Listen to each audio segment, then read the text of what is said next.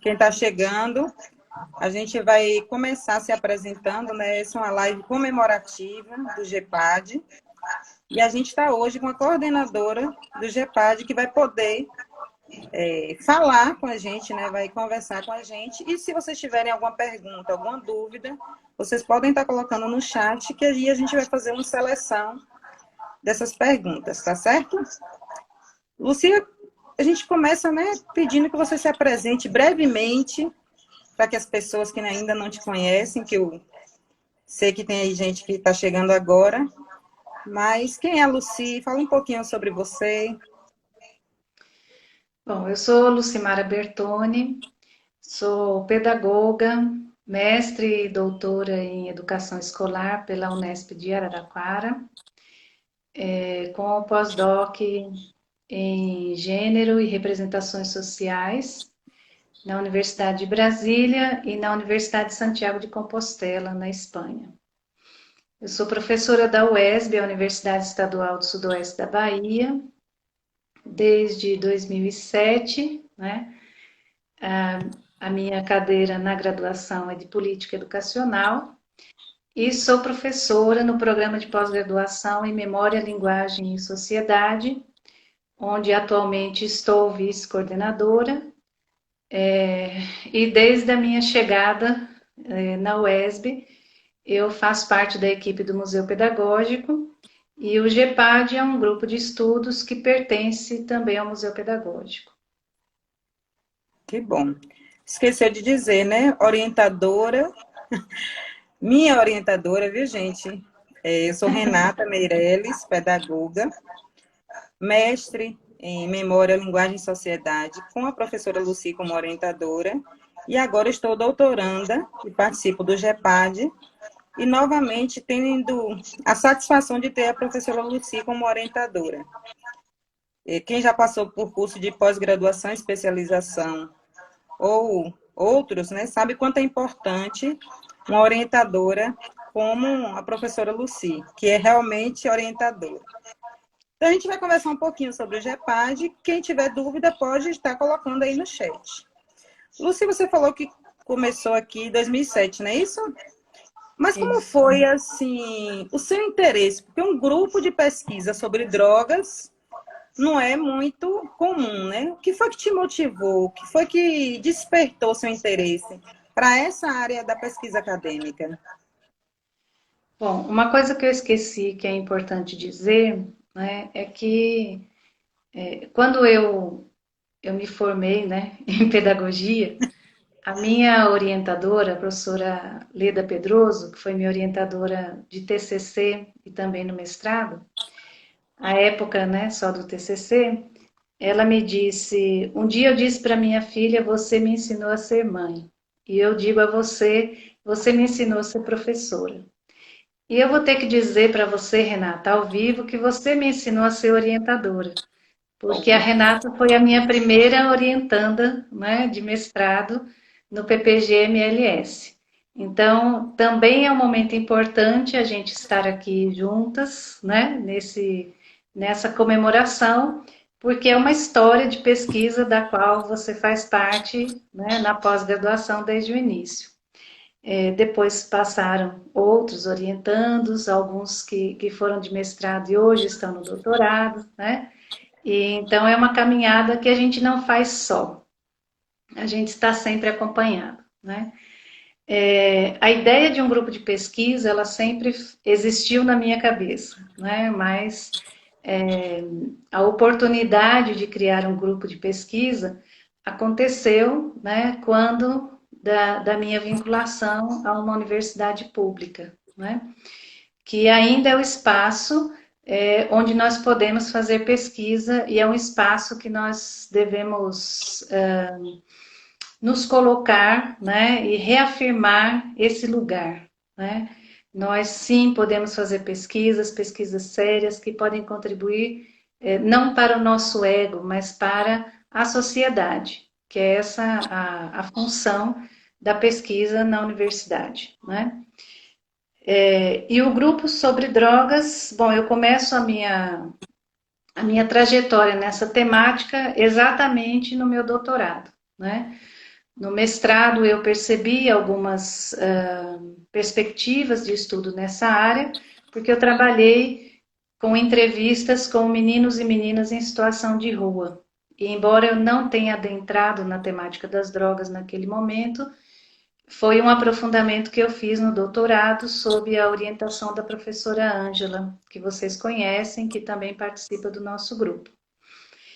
E a partir daí, então, eu fui me aprofundando nessa temática e quando eu cheguei aqui em Vitória da Conquista, me vinculei também ao Museu Pedagógico, que era o único espaço de pesquisa, né, assim, institucionalizado na UESB, com uma visibilidade, né, com relação a isso. E no Museu Pedagógico, primeiro eu me vinculei ao grupo do professor João Diógenes, né, que trabalha mais a temática da violência. E chegou um momento que eu disse, olha, João, eu vou partir para o meu grupo, né, porque embora nós tenhamos até hoje muita afinidade, né, somos amigos, mas eu tinha necessidade de fazer um estudo um pouco diferenciado do dele, né? Não que a temática da violência não esteja ligada à temática de drogas, mas naquele momento eu queria uma pesquisa mais voltada para a prevenção das drogas nas escolas, né? Então o grupo foi se constituindo assim, inclusive porque na UESB, naquele momento, não existia ninguém discutindo essa temática, né?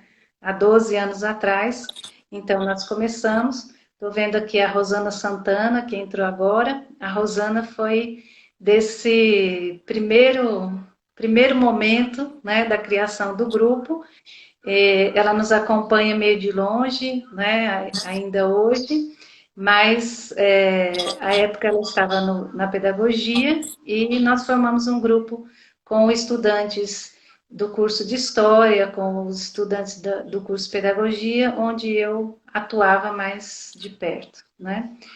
Depois vieram os cursos de especialização no museu, e aí nós fomos fortalecendo o grupo até a nossa entrada, então, no programa de pós-graduação em memória, né? É uma temática, né, que geralmente gera uma certa, né, as pessoas ainda, hoje mesmo, eu acredito que 12 anos depois, quando a gente fala, né, quando a gente chega nos eventos, fala que estuda álcool e drogas, as pessoas ainda tomam como surpresa, né? E aí, incluiu-se o tema gênero. Como foi, assim, teve algum motivo especial para a inclusão do tema de gênero, dos estudos em gênero, ou foi um percurso natural? Eu, assim, não tinha muitos estudos ainda em relação à questão de gênero, né? Mas a professora Silvia, né, que é a vice-líder do grupo, ela se incorpora, né, ao grupo e ela, sim, é estudiosa de gênero e a gente começou, então, a trocar algumas ideias, né, e aprofundar um pouco mais a temática, até porque essa questão da diferença de gênero na questão das drogas, ela também é importante, né?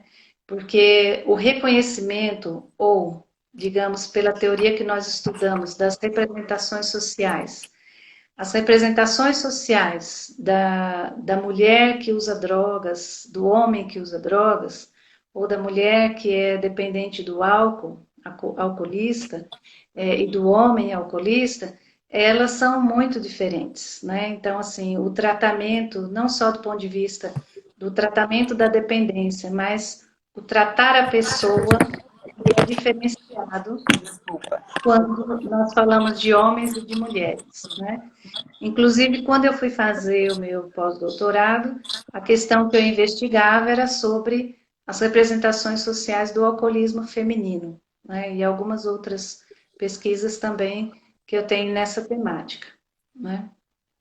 A Andressa também está aqui Que é um pouco presente. A isso. A Andressa, Andressa fez o trabalho sobre os alcoólicos anônimos, né? As mulheres nos alcoólicos anônimos.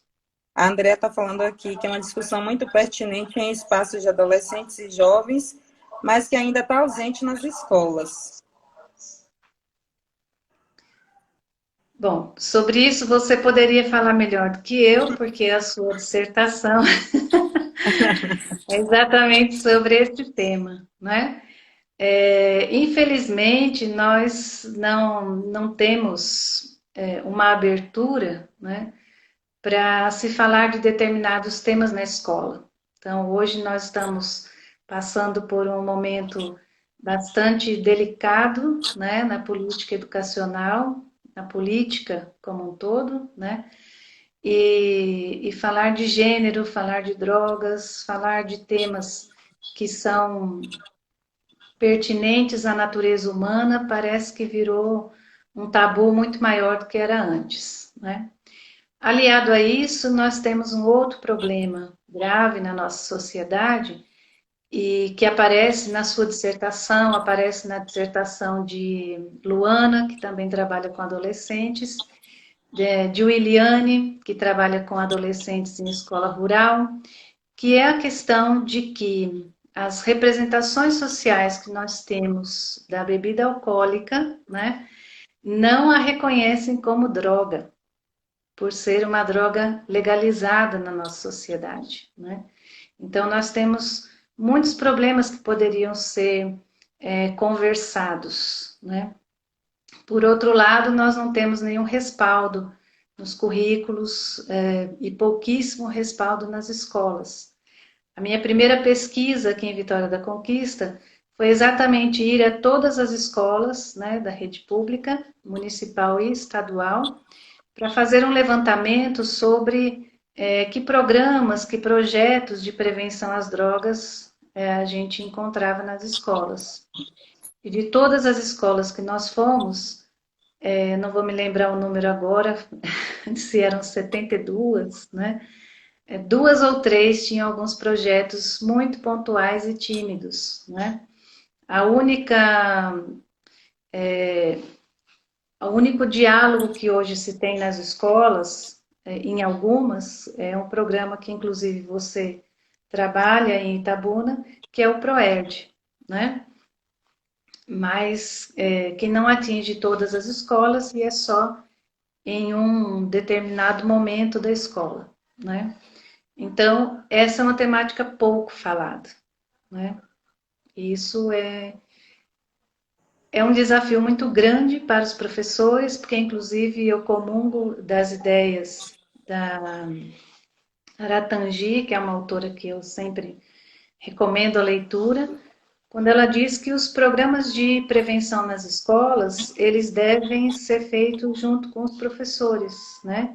Então, não é uma pessoa de fora que vem para a escola que vai ter algum papel assim muito importante no tocante à prevenção, né? Porque, na verdade, este é um assunto que a gente precisa de muita intimidade, né? Porque se configura como um tabu na nossa sociedade, né?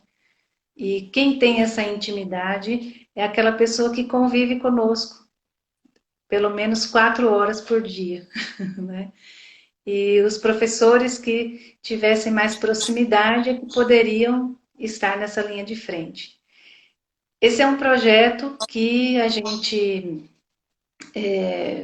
tem para desenvolver, era para ter sido iniciado, né, esse ano, mas por conta da pandemia, da suspensão das atividades, nós ainda não começamos, né, mas é um projeto que nós vamos ajudar os professores a pensarem em uma determinada escola. Nós vamos começar primeiro uma escola do meio rural, que se no meio urbano é difícil a gente falar dessa temática, no meio rural é mais complicado ainda, porque o acesso é um pouco difícil, né, para que a gente chegue a essas pessoas.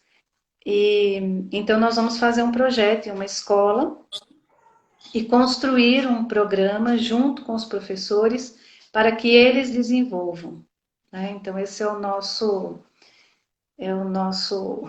objetivo, né?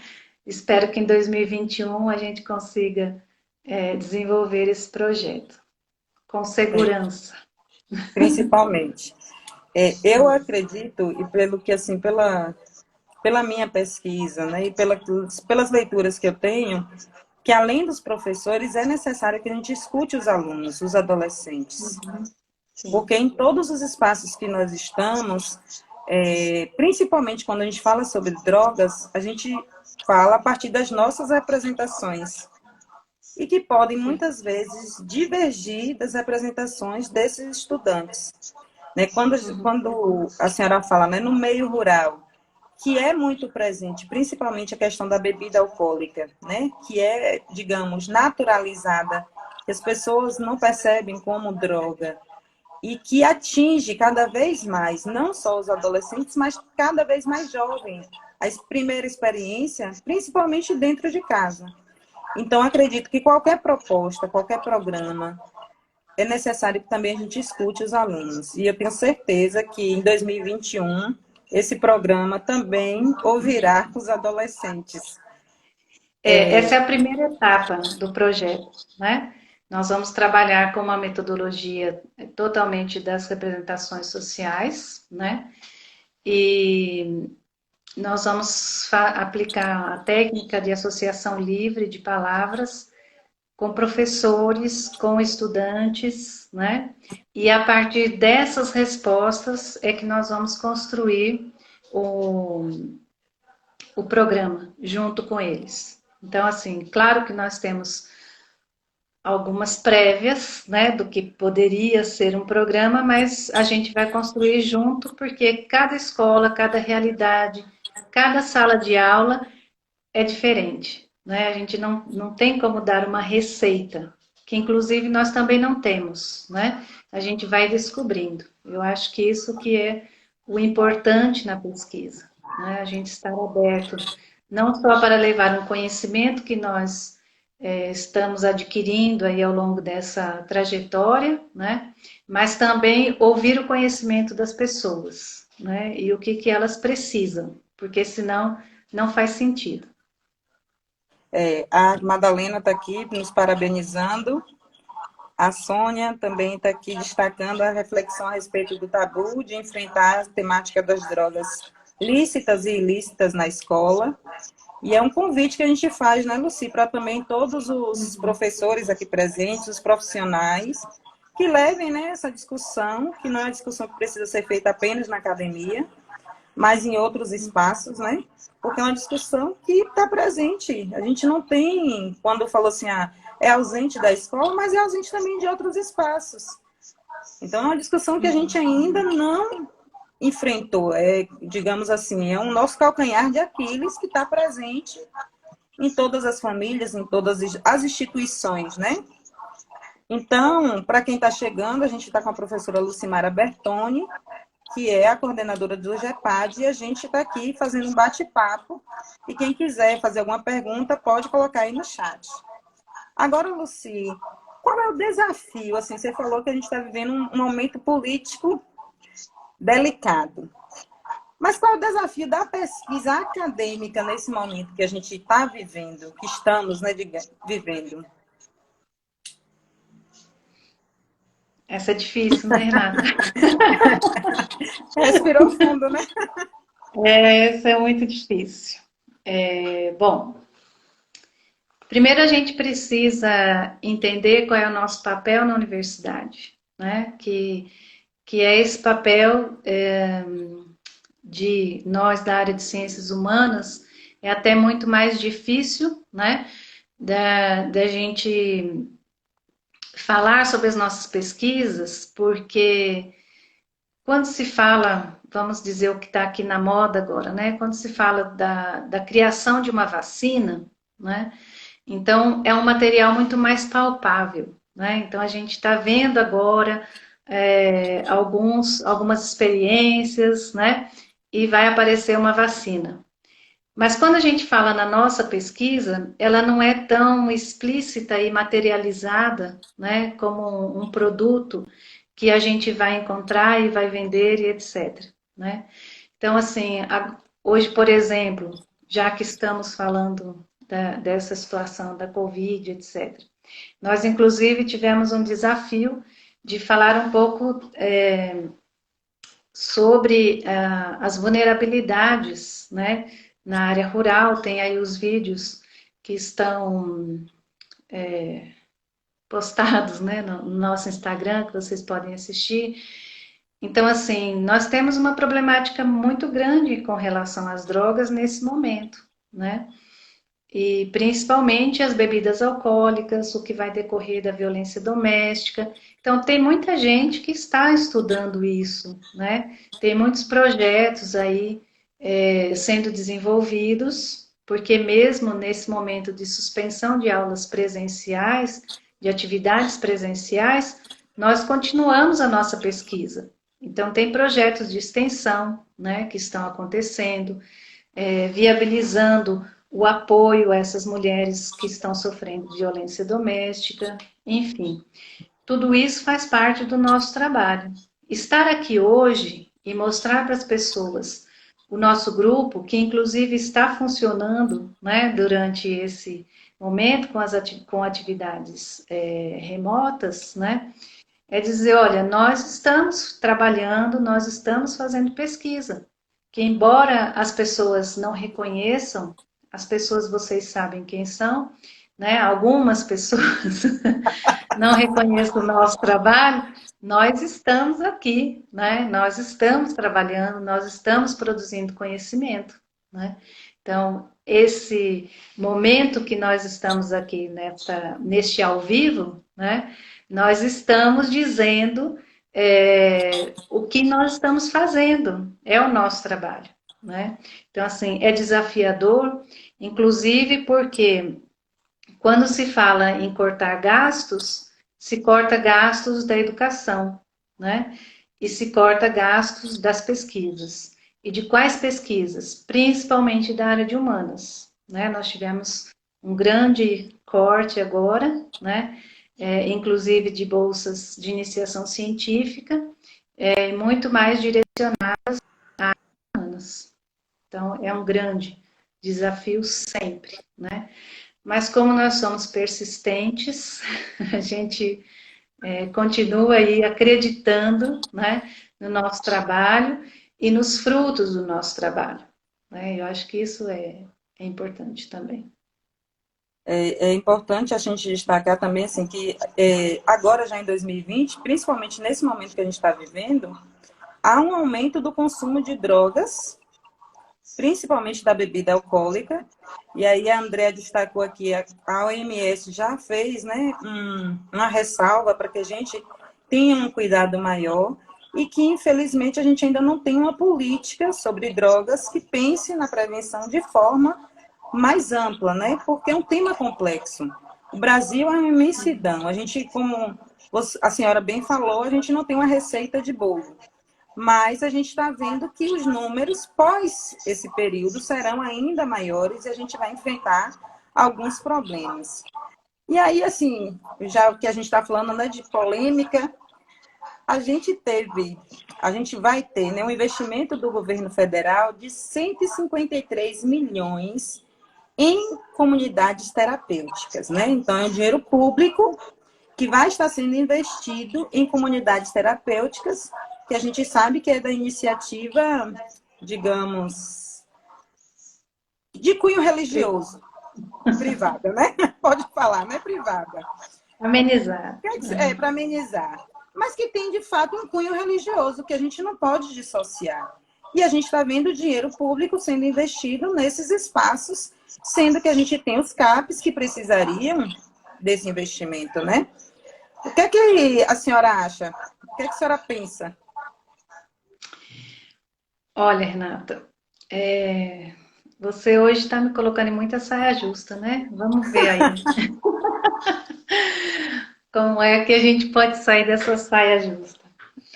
Mas eu não vou responder por mim, não. Eu vou responder. Tem um livro que recém publicaram que se chama Na Fissura e que vai falar sobre o fracasso da política de drogas, né?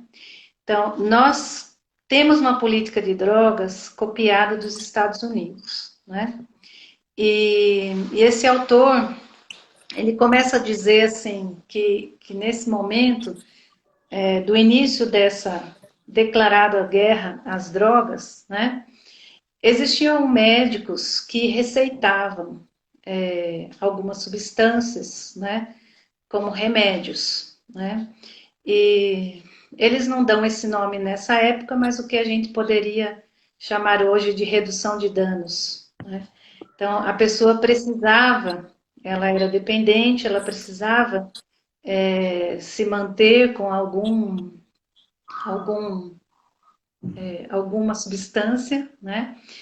E isso, esses médicos foram perseguidos, né? Alguns foram presos e etc.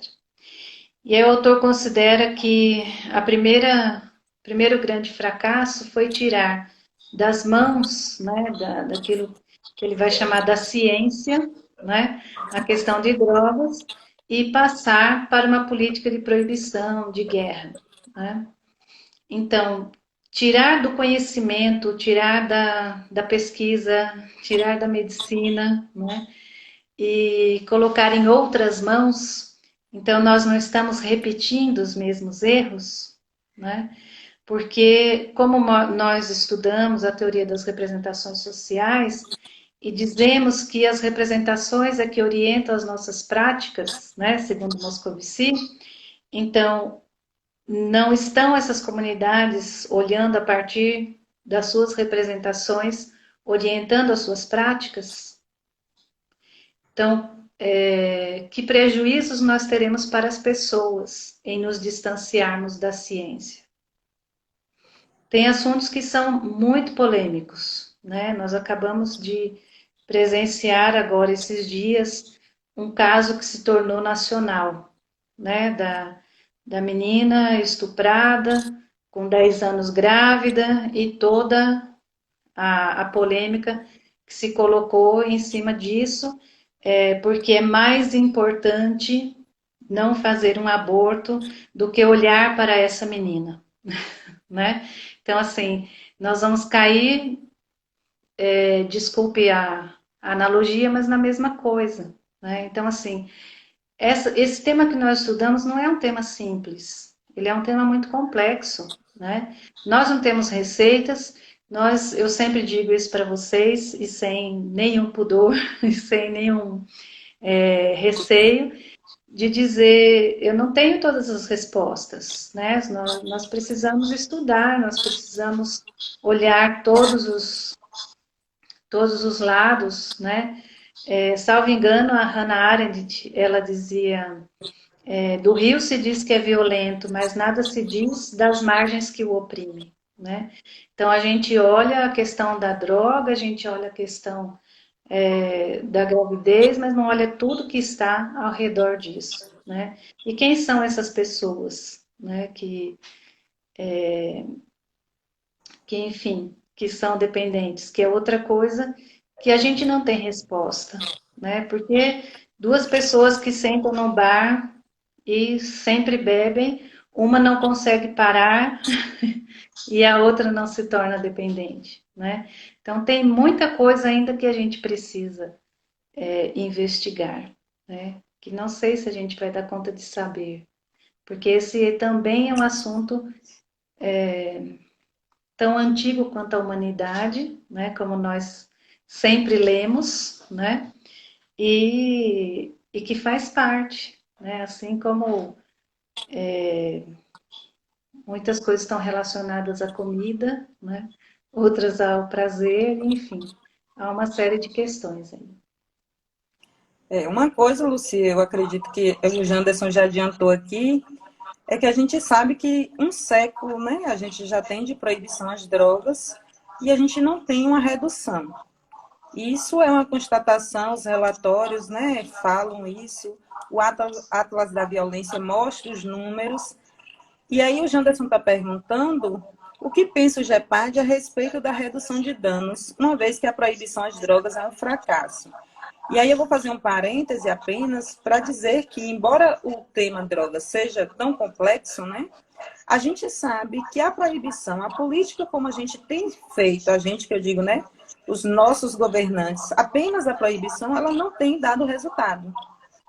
Então, a gente está vendo que os números crescem, outras drogas surgem, porque aí a gente tem um problema sério no Brasil com a bebida alcoólica, mas outras drogas estão surgindo. E a gente percebe nitidamente que a proibição sozinha ela não vai dar conta. Então, a gente precisa de outras alternativas. Então, a redução de danos seria uma alternativa? O que é que o GEPAD pensa a respeito disso? Bom, o GEPAD eu não posso dizer, né? Eu posso dizer o que é que eu penso. Mas eu penso que nós estamos um pouco na mesma linha, né? De trabalho. Então, assim, assim como a política de drogas nos Estados Unidos, né? Ela já há indícios, né? Que na verdade a primeira proibição, que é o Harrison Act, né? Está vinculado à questão do fortalecimento da máfia, ou seja, de deixar o poder, né, no monopólio de drogas, e, enfim, o que a gente sempre diz que assim, a guerra às drogas não é a guerra à substância, né? É a guerra contra pessoas, né? E isso acho que é Maria Lúcia Caram, que é uma juíza, né? Ela diz muito bem, né? E no Brasil, assim como nos Estados Unidos, quem são essas pessoas que nós estamos declarando guerra? As pessoas negras, as pessoas pobres, né?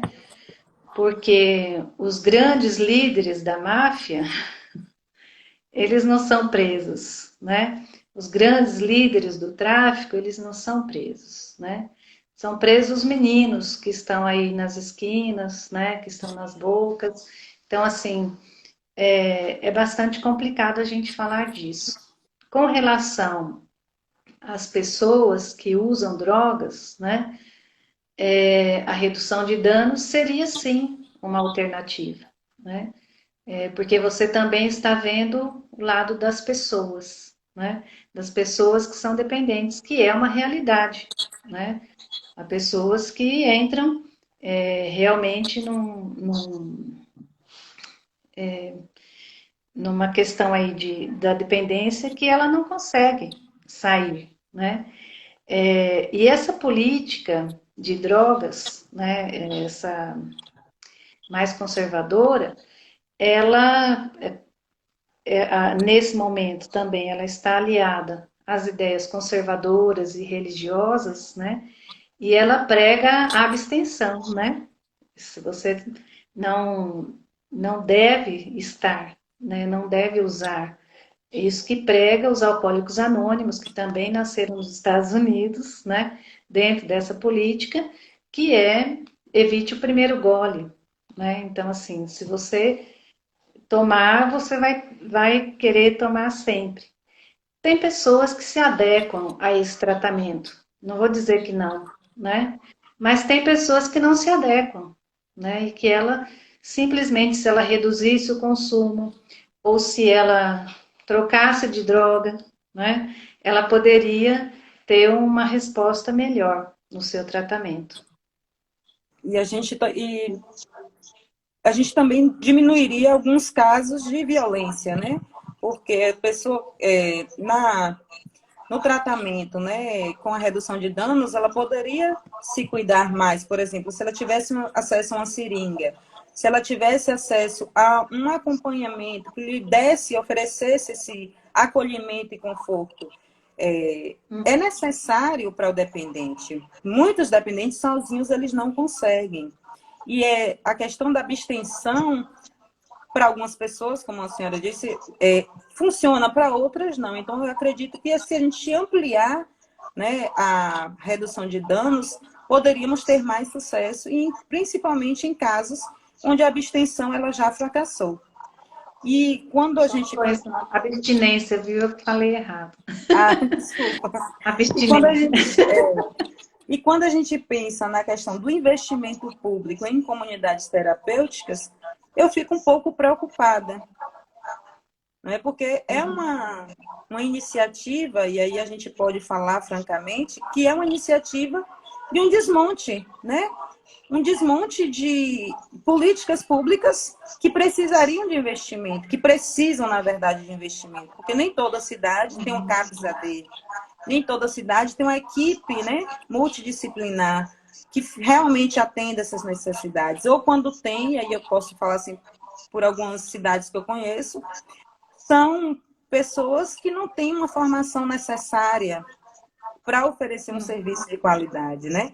Eu acredito que os psicólogos que estão aí poderiam estar falando, né, com mais propriedade da necessidade da gente ampliar e de conhecer.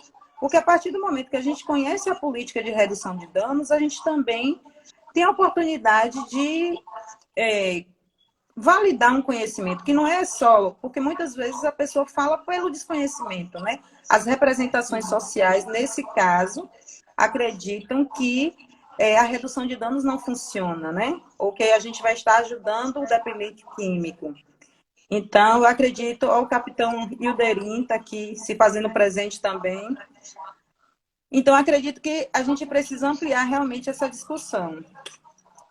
E agora, a gente pode, antes de encerrar, a gente falar um pouquinho sobre o seu livro, porque como a gente falou toda essa live, eu acredito que a bebida alcoólica ainda é um grande problema para a nossa sociedade, né? É um tema que é tema do seu livro e é um tema que a gente costuma e a gente precisa estar debatendo, não é?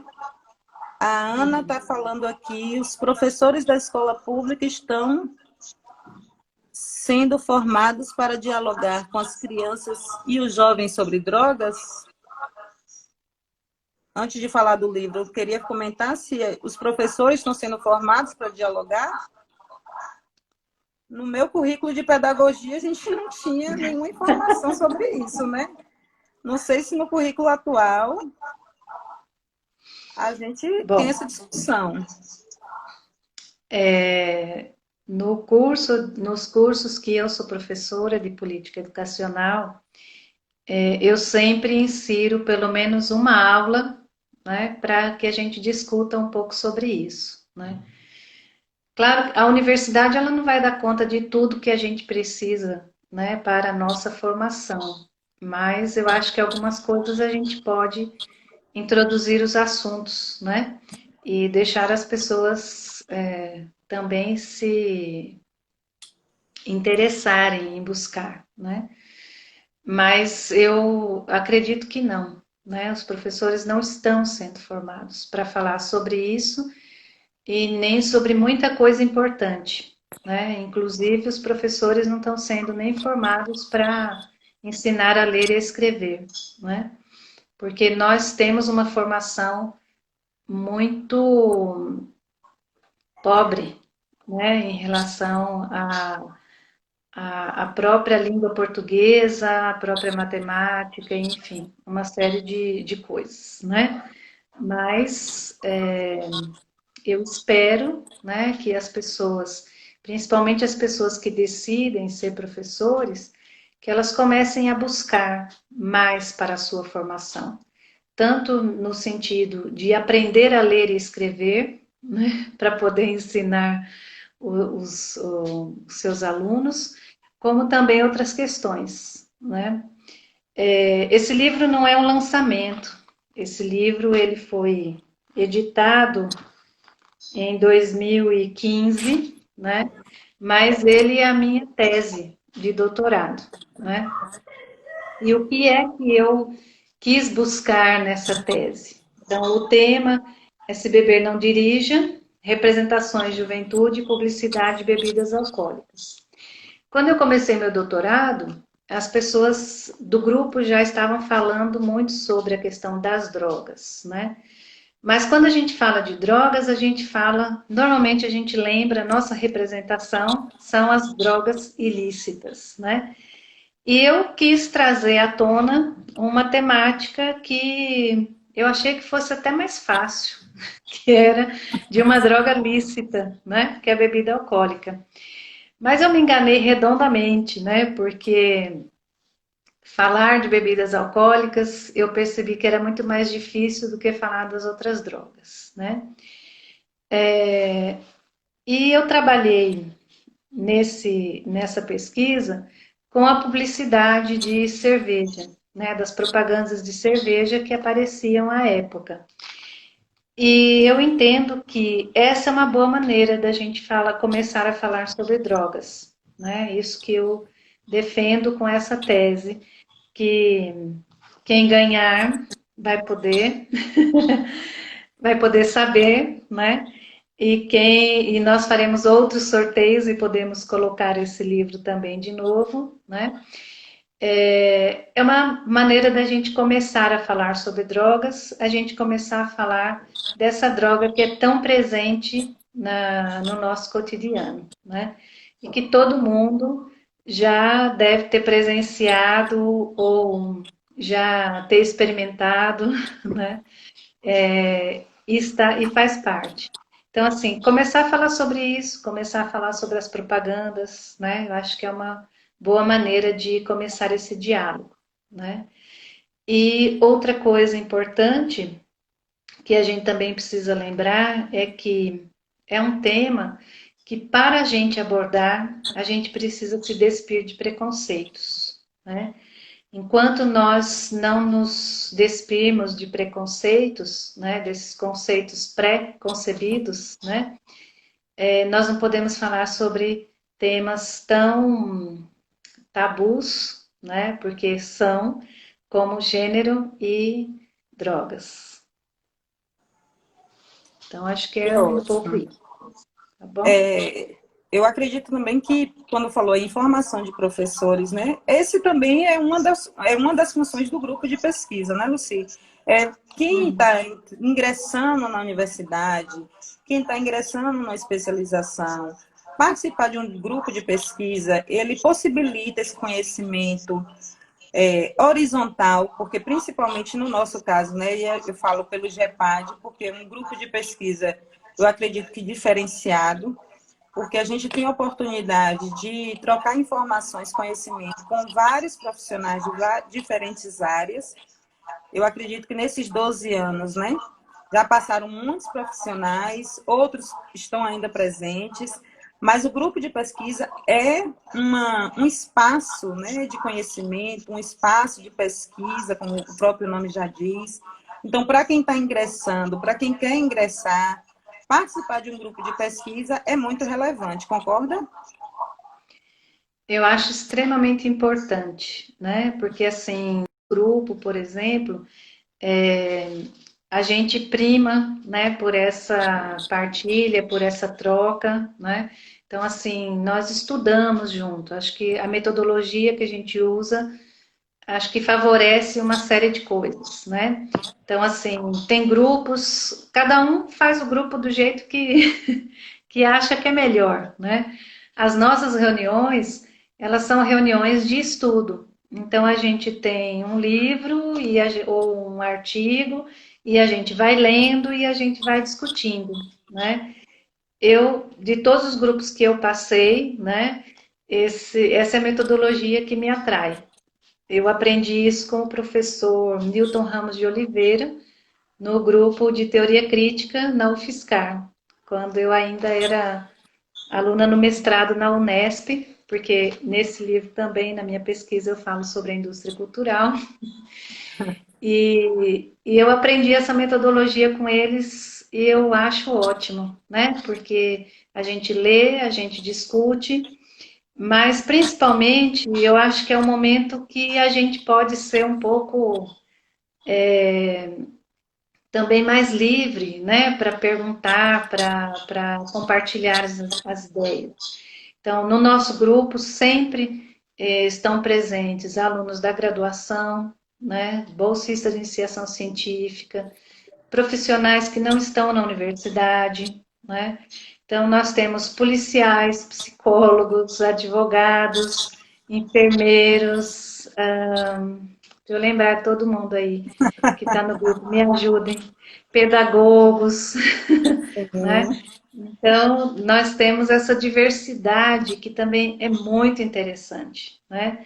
Porque o pessoal da saúde contribui com o seu conhecimento, o pessoal da educação, e o grupo também deve primar por essa horizontalidade, né? Ninguém sabe mais do que ninguém. A gente, às vezes, tem uns passinhos a mais na pesquisa do que o outro, né? Que está começando. Mas esse outro que está começando também tem conhecimentos que enriquecem, né, toda a discussão e nos fazem crescer também, enxergar outros horizontes que a gente às vezes não vê, porque as experiências elas são múltiplas, são diferentes e a beleza da diversidade, né, é que faz o conhecimento ser melhor, né? Agora tem só Enfim, uma perguntinha ainda aqui de Luana. Por trabalhar com um tema que afeta a estrutura corrupta de tráfico, o grupo em exercício de suas pesquisas já sofreram resistência ou preconceito? bom, a gente não entra muito em algumas questões, né? Tem alguns trabalhos sobre o tráfico que são mais recentes, né? O trabalho do Guto, também o trabalho do Beto vai passar um pouco por aí, mas a gente tem trabalhado mais com pesquisa bibliográfica, documental e etc. Né? A única, acho que a única coisa que a gente sente um pouco, e isso eu sempre ouvi da professora Ana Lúcia Galinck, com quem eu fiz uma parte do meu estágio de pós-doutorado na Universidade de Brasília, né? Ela diz, a gente, e ela trabalha com gênero, ela disse, a gente que trabalha com temas marginais, às vezes a gente é meio colocado de lado, né, na academia. Então, isso eu sinto, né, que, assim, parece que a nossa pesquisa não tem importância, né, que nós não somos os teóricos, né, e etc e tal, né, mas nós somos teóricos, sim, nós estudamos, sim, né? E nós fazemos o nosso trabalho e eu acredito que o melhor que nós podemos fazer, né? Mas então a temática é um pouco isso. E as pessoas, eu sempre assim, quando sou apresentada em determinados espaços dentro da universidade, até de uma maneira carinhosa, né? Alguém diz assim, ah, essa é a professora que mexe com drogas, né? E aí eu digo, eu não mexo com drogas, eu estudo, né? É diferente, né? Mas já houve episódios assim, porque na brincadeira a gente revela muitas coisas, né? Então, episódios assim, de essa é a professora que mexe com drogas, né? E eu sempre digo, eu não mexo, eu estudo, né? Quem mexe com droga é outro patamar, que não é a minha profissão, né? Mas, enfim, mas é um tema desafiador, a gente se entristece com o que a gente lê, com o que a gente vê, né? E mais que instiga a gente buscar algumas teorias, né? Para entender um pouco essa dinâmica dentro da sociedade. Eu percebo que muitas vezes falar sobre drogas é mexer como se estivesse mexendo em uma ferida. Então não é algo muito prazeroso, né?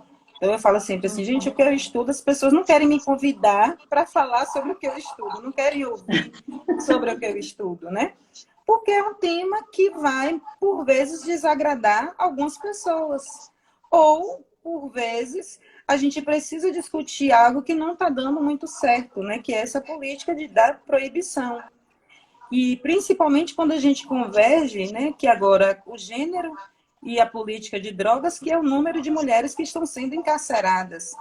Então, Sim, não é algo que as pessoas assim sintam prazer em ouvir, não é algo bonito, não é algo belo, mas que faz a pessoa, que deveria pelo menos fazer a pessoa refletir sobre aquilo que está fazendo. Mas principalmente eu acredito que assim, a temática de estudar drogas e gênero são temas que são marginais, mas são temas que são necessários para a nossa realidade social, para a população com quem nós trabalhamos. Então, acho que, assim, eu acho que a beleza do GEPAD é fazer uma pesquisa voltada para a realidade dos problemas sociais. né? Nós estamos produzindo pesquisa, sim, produzindo um conhecimento, e um conhecimento que está ancorado, assim, eu acredito que a gente pode dizer, nos problemas sociais, o problema que emerge da sociedade. Né? Então, eu acredito que para mim, é a beleza de participar deste grupo de pesquisa. Pois é. E eu acho que a gente precisa pensar um pouco mais nessas questões, né? E, inclusive, o nosso grupo, ele é um grupo aberto, né? E nesse momento que nós estamos fazendo reuniões remotas, né, as pessoas também que quiserem participar, podem entrar em contato conosco, né? Que vai ser ótimo a gente conversar mais, né? Não sei como a gente disponibilizaria no privado, né? Quem tiver Sim, sim. interesse, entre em contato conosco e a gente pode disponibilizar a sala que a gente vai se reunir, né? Porque é importante a gente ouvir também, né? As pessoas que não estão diretamente trabalhando conosco, né? Cada história que a gente lê sobre cada pessoa, né, que sofre nessa guerra, as drogas, né, que não é uma guerra às drogas, a gente se sensibiliza e eu me sinto muito tocada com algumas histórias. Então, por isso que para mim é tão forte essa essa afirmação, acho que é da Hannah Arendt mesmo, sobre a questão que a gente vê só o rio que é violento, né? Mas a gente não vê tudo que está por trás dessa história, né? A professora Ângela está chegando aí, a minha orientadora, eterna orientadora, né? Sempre presente conosco. Então, eu acho que é isso, né? Por trás dessa guerra existem bilhões de interesses, né? Bilhões em termos de bilhões mesmo, mas por trás desta guerra nós estamos ceifando vidas, né? E vidas que são tão vítimas, né? De toda essa podridão, desculpe-me a palavra, né? Mas que é isso, né? Então, assim, são histórias, né? Que estão por trás. São pessoas, né? E nós temos uma história de violência, uma história de genocídio, né? Desde o início disso que nós chamamos de Brasil, né? Então, acho que chega uma hora que a gente precisa dar um basta, né? Hoje existem pessoas que vão dizer, olha, é preciso legalizar tudo, né? Libera tudo para a gente ver o que vai acontecer. Às vezes eu também penso isso, né? Que se a gente não tivesse uma política de proibição, né? Porque não significa que a gente não deva ter algumas regulações. Podemos ter, sim, não é assim também. Vamos todo mundo fazer o que quiser.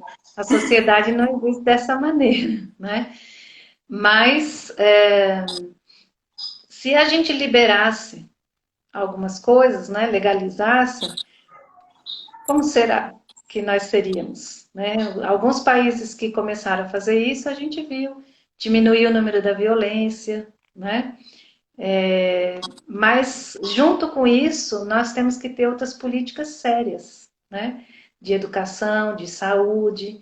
Então, a minha única reticência é em relação a isso, porque a gente deixa, né, de fazer algumas coisas, dizendo que vai fazer outras e não faz. Então, se nós tivéssemos um investimento pesado mesmo, né, em educação, em saúde, em política de emprego e habitação e etc., a gente teria condições, né, de fazer uma revolução em relação à legalização das drogas. Eu acho que essa fala resume todos esses 12 anos, né, de GEPAD. A gente pode fazer essa revolução, ainda que de outras formas, né? A gente, nosso tempo, infelizmente, aqui no Instagram é limitado. A gente agradece, né? Agradecemos a todos e todas que participaram, a professora Ângela, a professora Silvia, que também se faz presente, professora Madalena, a Raíque, a Janderson, Luana, Bel, não vou poder nomear todos e Isso. todas, mas agradecemos muito a presença e convidamos, né, a acompanhar o GEPAD. Quem ainda não acompanha, quem não segue, por favor, sigam, né? Quem tiver interesse em participar das reuniões do grupo, né, pode mandar mensagem por direct ou outras dúvidas. E essa é a primeira live, né, Luci, né, professora? 7 segundos.